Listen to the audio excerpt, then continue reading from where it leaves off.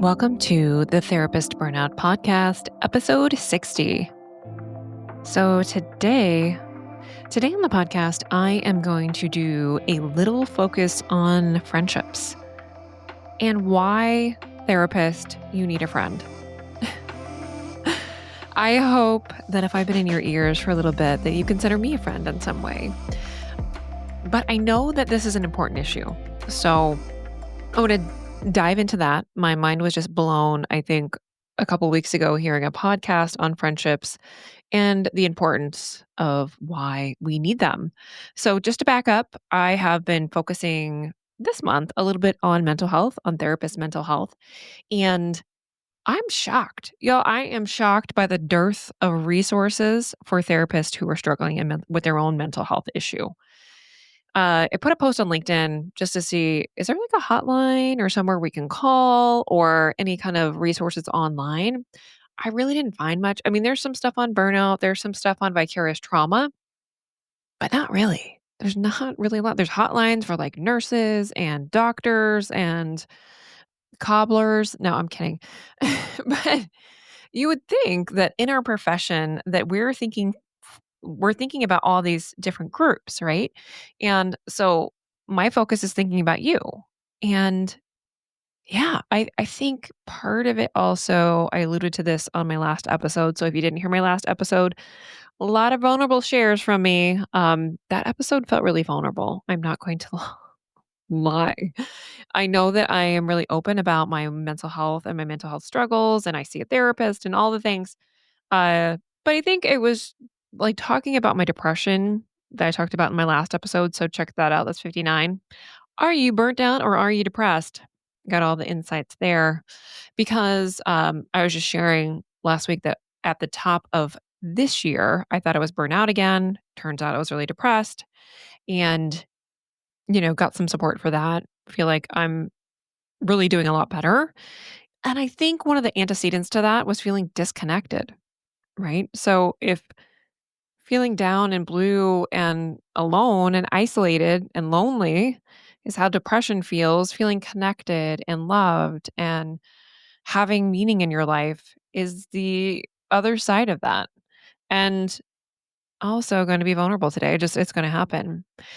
I want to talk about friendships and connection, I think, in the context of the lens of you who are still working as a therapist and you needing your own relationship, your own friendships, and your own connections as an individual.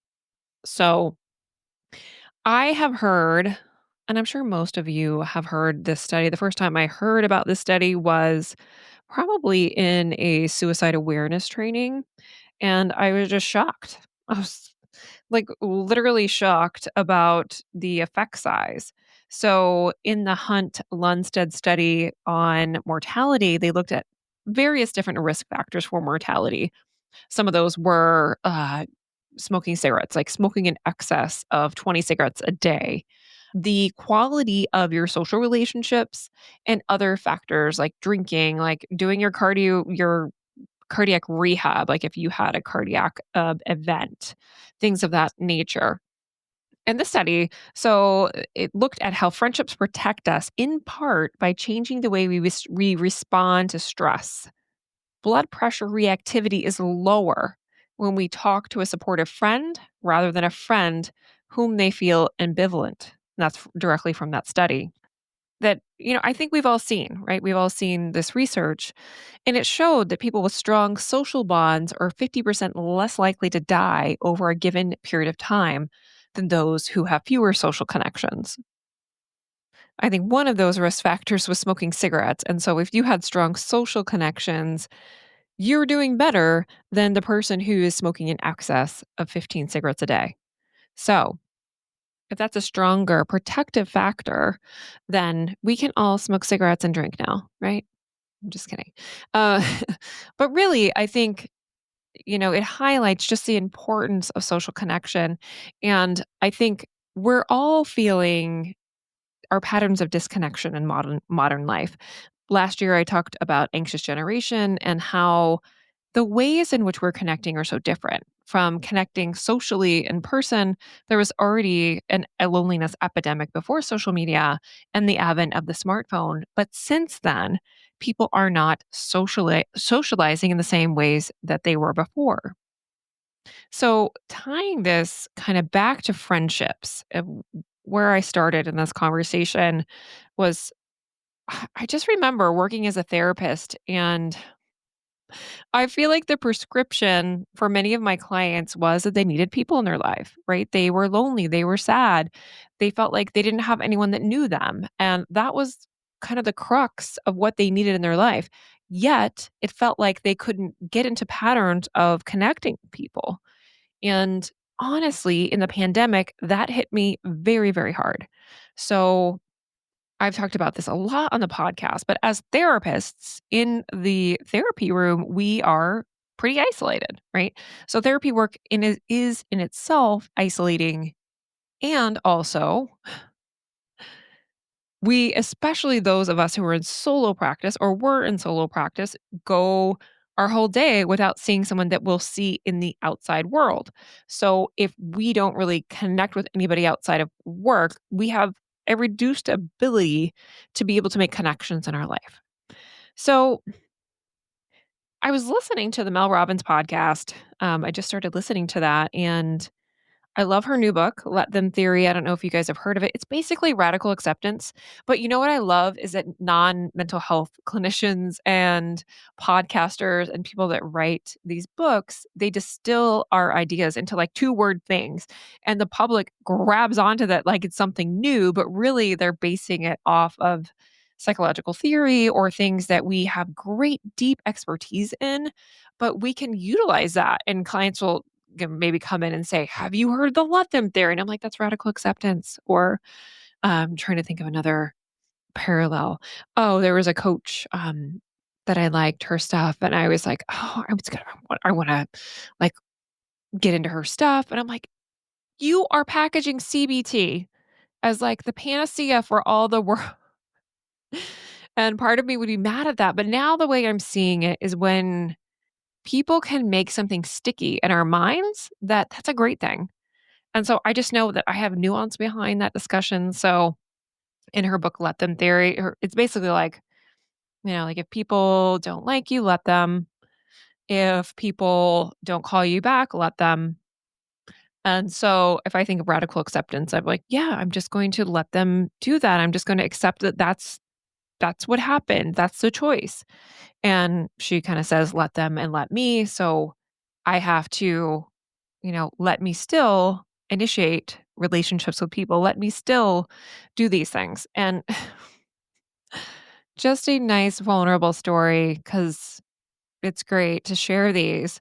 So I'm a fitness instructor. I've shared about that before on the podcast. And I teach all kinds of classes now. I teach a format called Warrior Rhythm. I've talked about that before.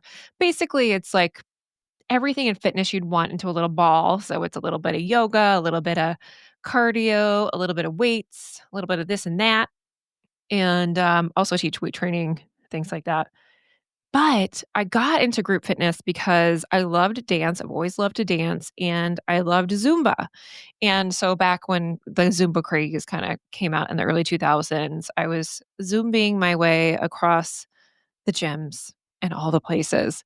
And I moved here to Maine, and I had to find a Zumba class because that's what you do. You got to find your Zumba class. If you're I don't do Zumba anymore really, but it was my thing probably in my late 20s and early 30s is I had to get to Zumba class.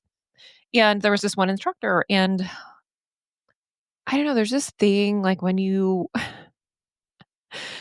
into a class and the instructor kind of feels like cool, they're like the cool person. And I really liked this instructor. She's probably one of my favorite Zumba instructors ever. And I tried to maybe I just friended her on Facebook, or maybe I don't know if I gave her my number. I don't think I even did that. I think I just tried to friend her on Facebook, and she didn't respond to it like ever. And yeah, I felt salty about that in some ways, but I also felt rejected. And my mode, so if I before in friendships was I try once, and if you don't lean in, if you don't reciprocate, that I bounce, I'm out. No, not gonna put my neck out there and just get rejected. And it's just so funny because I feel like that becomes and, one of these another book that I've been looking into around this topic of friendships is, Platonic. So it's the science of I don't know the whole title of Platonic. I talked about it last week. I'll link that again. But that's what Dr. Marissa Franco wrote Platonic, which I haven't read yet, but I listened to her talk on EPA's website and loved just her thoughts around friendship. And I think that happens, right? We we attempt to get to know people as an adult, but we don't see them enough. And so going back to Mel Robbins, so started talking about I'm squirrely today. It's a squirrely episode. So going back to Mel Robbins, she had on her podcast and she talked about friendships, right? And I love this conceptualization of friendships. She's saying it's hers. I don't know if it's hers. I couldn't find this term, the scattering. So perhaps it's her. She coined it. So I will also link her podcast, which was great. So I am kind of summarizing my thoughts on this. So she was talking about how when we grow up in school, like friendship is just baked in, right? We are on the same trajectory with our classmates. So they are going through school. We spend hours and hours and hours a day with these same people. So we have exposure, we have similar interests, we are on the same life timeline as our friends in school. And something happens when first there's a great she calls like what happens in our 20s as the great scattering. So when we leave school, essentially, all of our friends scatter and we start our working lives. And at work, we kind of wonder like, well, why don't I have a work BFF? Because perhaps they aren't the same timeline. So I think of the person I work with in the schools that I work in and they are in a very different life timeline. They don't have kids the same age. They don't do the same thing. Uh, and there's someone else in my life stage, but I don't live in the same town. So oftentimes there's kind of these barriers to friendship that we don't think through. And so understanding a little bit about friendship can be helpful. So Mel Robbins talked about, when we're in school, friendship is a group sport. We always see our friends. We're always around people that we know, and it just seems like it will always be that way. We have our parents plan play dates to get our friends together even after school, which is what I do, which feels like a lot of work, by the way. I will have to say, I don't remember my mom ever no, maybe she did.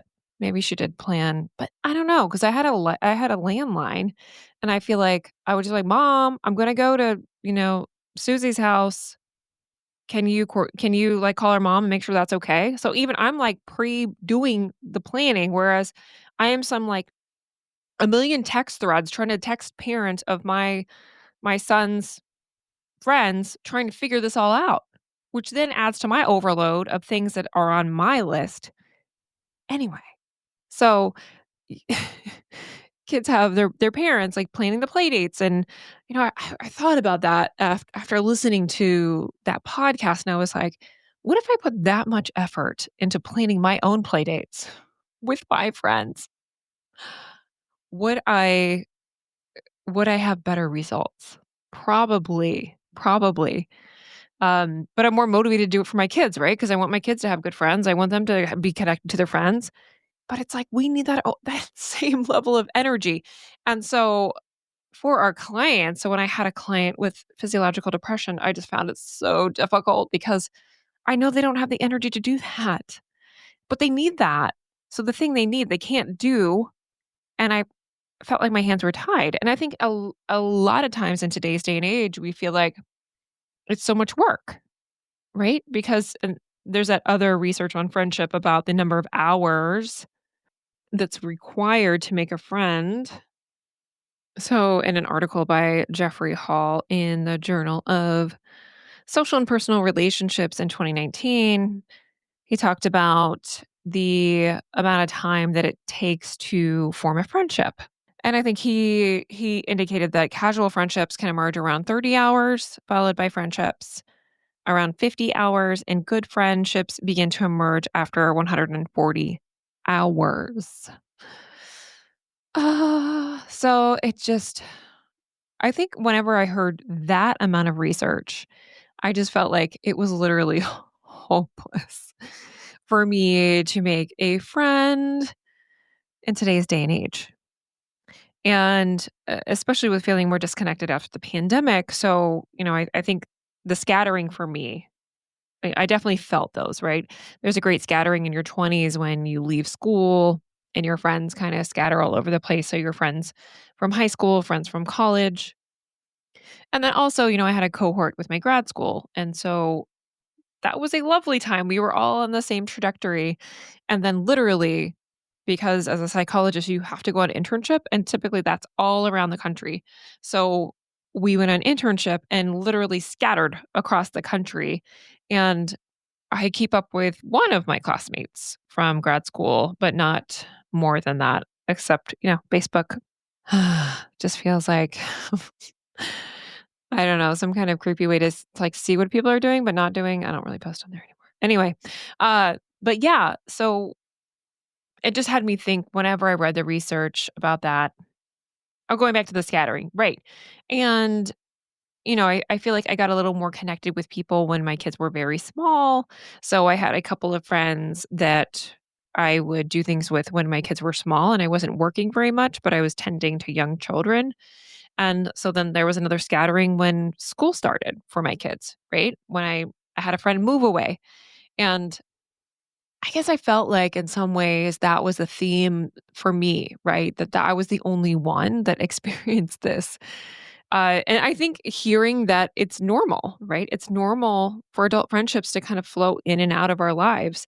So I had a close friend during that time when my son was young. He had heart surgery, and it was a lovely friendship. And I don't talk with her anymore. And part of me was very sad by that. And of course, it's sad, when we have a friend move away or we have a friend that's no longer in our life. But I think one thing that Mel Robbins said is that we just have to be more flexible in adult friendships.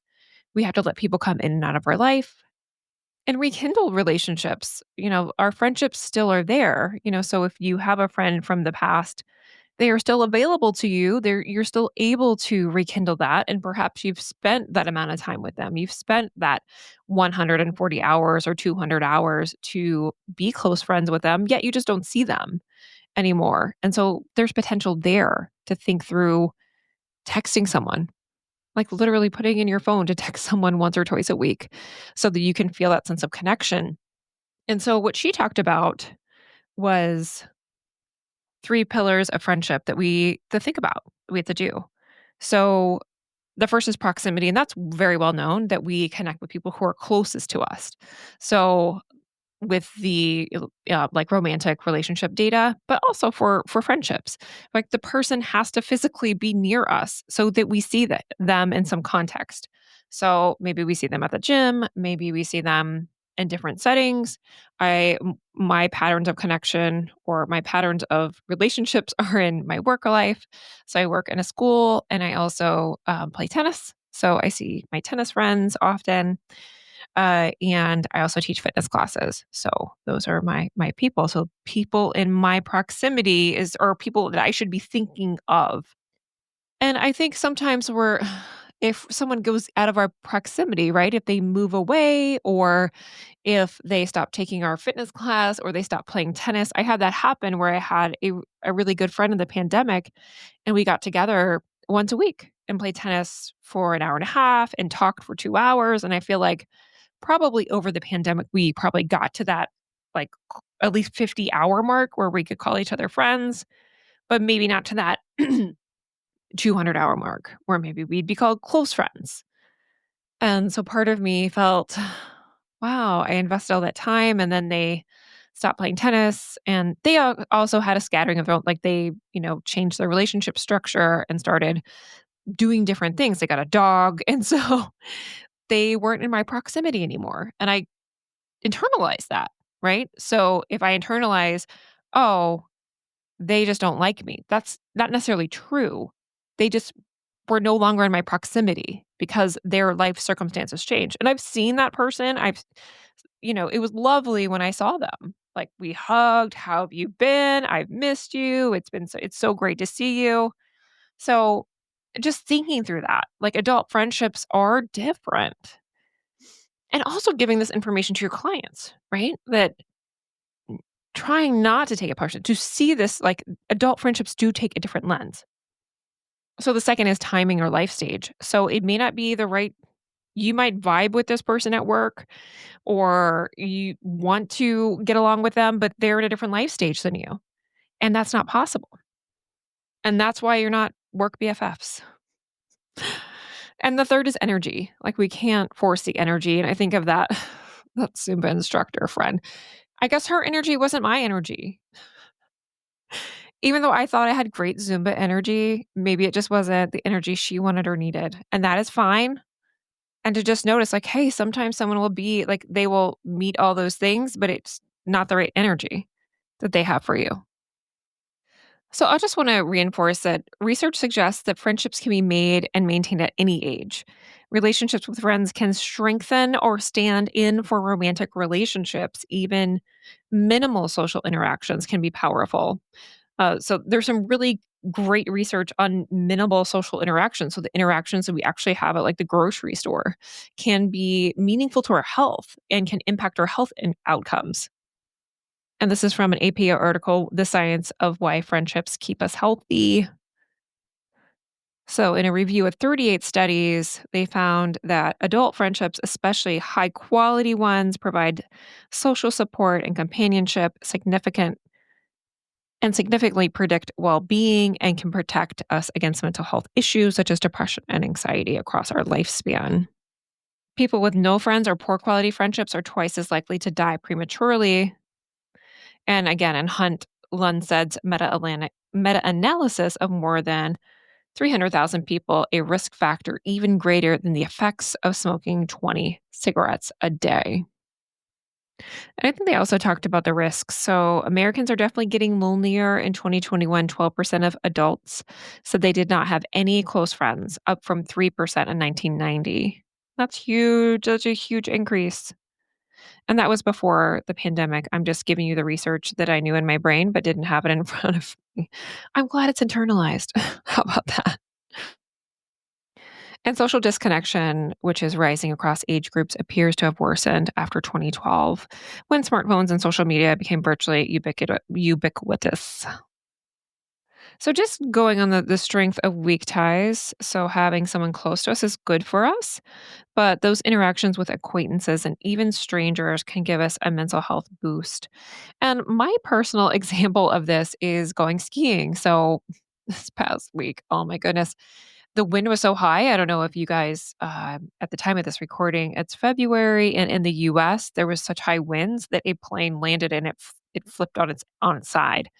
And my family and I happened to be up on a ski vacation, and I did not choose to get on the chairlift that day because the winds were so high. But I've enjoyed just being in the lodge at a ski resort or at the ski hill. I live in Maine, and so there's lots of little mountains where people ski. And I just find people are very lovely. They're chatty. They want to talk to you. And I had wonderful conversations almost every time that I go skiing and choose not to ski. And so I know my partner probably thinks that I'm not having fun, but I actually really enjoy going to the mountains and just talking to people. It's interesting. This is super interesting. So, people often avoid conversations with strangers, assuming they will be awkward or shallow. But research suggests that those worries may be overblown. Psychologist Nicholas Epley found that conversations with strangers tend to be less awkward, more enjoyable, and more connecting than people expect. To their surprise, people also tend to prefer having deep conversations with strangers over shallow ones. So, yeah, some advice for connecting with strangers is tap into your curiosity. Ask someone what they're reading, for example, or why they're wearing earplugs or airplane earrings or wearing earrings. There's actually, that makes me think of the person that I go to the store here wears like ketchup earrings or like, random cool earrings, and I'll always compliment them. A big point is that we tend to see friendship and romance as separate entities, but the two maybe have more in common than we realize. So, psychological research points to qualities such as chemistry, intimacy, and warmth as building blocks for a close, stable friendship. And I think that goes with kind of Mel Robbins, like the energy or the chemistry. Sometimes we may not have energy or chemistry with a particular person, and that's okay. That's normal. And in relationships, that we need that to connect. Also, romantic relationships may be more fulfilling if they look more like friendships. So, an analysis of 8,000 respondents to the British Household Panel study, it showed that life satisfaction was about twice as high among people who said their spouse was also their best friend. Oh, consider my spouse my best friend. Yay. Okay. I could read you research all day. But I will leave you with that. So what I hope you're taking away from this conversation is number one, we need more friends. We know our clients need more friends. And I think thinking through these pillars of connection. How do we connect with people? Like it's proximity, it's timing, it's energy, it's that chemistry. And Dr. Franco also talks about like we have to have initiate and we have to create some initiative as adults to have friends. And for my clients who are therapists, if you're burnout, it's hard to have that energy and have that initiative. But we know from some of this research, but even these micro moments of connection are really important. Mel Robbins really talked about, starting to go to a coffee shop and remembering the name of the barista, writing down in your notes app of your phone the name of the barista and say, oh, hey, I remember from last time you're, Danny and you play drums. I don't know, whatever they're doing. So you just try to remember and say that. In some of Dr. Franco's books, she talked about complimenting people goes a long way. So if you like someone's hairstyle or someone's shirt or someone's shoes, compliment them. And that is a social lubricant. People really respond well to compliments. So when in doubt, compliment and really empower your clients as well with this information because I think part of the burden clinically I felt from my clients was feeling like I was their social connection and I can't be their social connection. And that felt like a big burden to me. And so maybe empowering them with some of this knowledge and yourself, because I know therapists tend to be disconnected because of their work, that I hope that you can start to feel more connected in your life. Reach out to me. So if you haven't joined the pen pal list, I write back. So I would love to hear how you're doing and how this is resonating and if you need support. So right now I have a program, it's called Leaving Therapy. At the time of this recording, I don't have spots open until April. So I'm closed right now, but I hope to have some openings soon. So if you're listening to this from a different time, you can certainly check out my website. And I'm excited just to help therapists start to find different things. So I work often with people who either want to leave therapy or they're done doing as much one-to-one. So figuring out like, how do I feel alive? Like, how do I feel connected? Like, this is why I'm bringing this to you because I know how burnout feels. And I know that you need to feel like a human, like you're connected, like you're alive, like how we were meant to feel. And I know sometimes they're in the role as therapists, we don't feel that. And I desperately want that for you. Okay, I'm not going to cry. No, you're crying. No, I'm crying. Okay. Have a good day.